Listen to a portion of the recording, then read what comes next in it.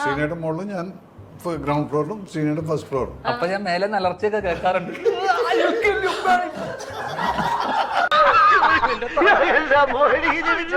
കണ്ടിട്ട് നിന്റെ ഒരു സിനിമ കഴിഞ്ഞ ദിവസം ഇങ്ങനെ വന്നപ്പോ കണ്ടു.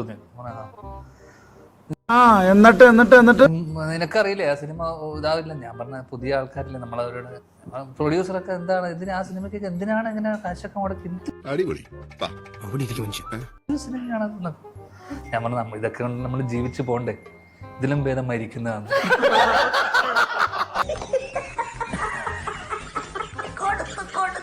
എന്നോട് പറയാണ് അത് കഴിഞ്ഞില്ല എന്നോട് പറയാ.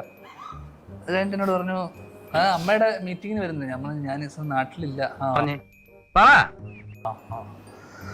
അവശ്യ കലാകാരന്മാർക്ക് 5000 രൂപ വെച്ച് കൊടുക്കുന്നുണ്ടെന്ന് കേട്ടു. എനിക്ക് കൊല്ലം കിട്ടും, പക്ഷെ എനിക്കത് വേണ്ട, നിനക്ക് വേണം തരാൻ പറയാം.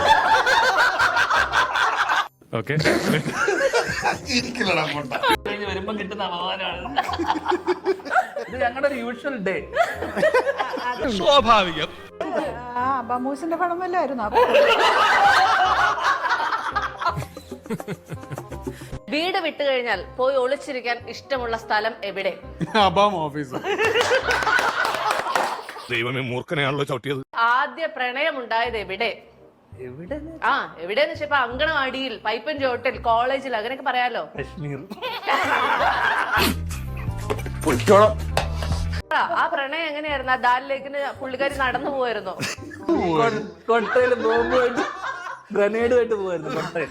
വലിയ വലിയ ആൾക്കാരല്ലേ കേട്ടോ, മാമിനോടൊന്നും തോന്നല്ലേ. ഒരു മേജർ രവി പ്രണയം എന്ന് പറയുമ്പോൾ കറക്റ്റാണ്. എങ്ങനെ പറയട്ടെ, അതെങ്ങനെയായിരുന്നു? ഒരു പൊട്ടന് ലോട്ടറി അടിച്ച പോലെ ഒരു തോന്നലുണ്ടായത് എവിടെ വെച്ചാണ്? അതാണ് ഈശ്വര, ഇതൊക്കെ എന്റെ തലയിലാവൂലോ.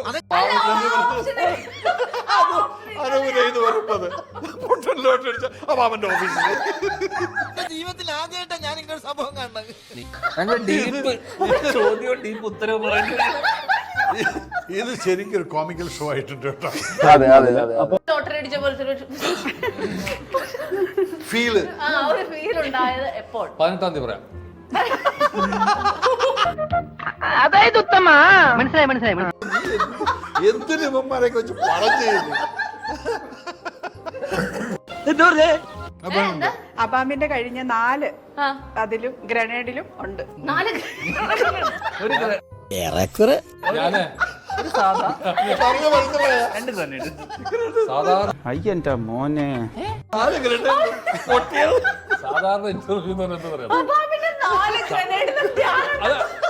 ഞാനൊരു വലിയ സംഭവം അല്ലേ. വേറെ ആരും ഇല്ലെങ്കിൽ ഒരു സാധാ 2 ഗ്രനേഡ്. ഇത് ഇറങ്ങിയിട്ടില്ലല്ലോ ചേച്ചി, ഇത് അതെ അതെ. തീരുമാനിക്കുമ്പോ ചേച്ചി എന്ത് കാര്യം ശ്രദ്ധിക്കാറുള്ളത്? ഞാൻ അതില് ധ്യാനുണ്ടോ നോക്കും. ഓരോ പടക്കം പൊട്ടുമ്പോഴും അടുത്ത ഒരെണ്ണം നന്നായിട്ട് പൊട്ടും എന്നുള്ള ഒരു സാധനം വരൂല്ലേ. പടക്കം എന്നുള്ള വാക്കിനെ എന്തിനാണ് ഒരു മോശമുള്ള വാക്കായി? പടക്കം എന്ന് പറയുന്ന എല്ലാ ആഘോഷങ്ങൾക്കും പൊട്ടിക്കുന്ന വളരെ സന്തോഷമായിട്ട് എല്ലാവരും അതിലോട്ട് നോക്കി നിൽക്കുന്ന ഒരു സാധനമാണ്. നമ്മളെല്ലാരും നോക്കി നിന്ന് ചിരിക്കാറുണ്ട്. അതാവുമ്പോഴാണ് അടുത്ത പടക്കം വലുതുണ്ടാവുന്നത്. പടക്കമാണ് വലുത്, നമ്മളെ പടമാണ് വലുത്.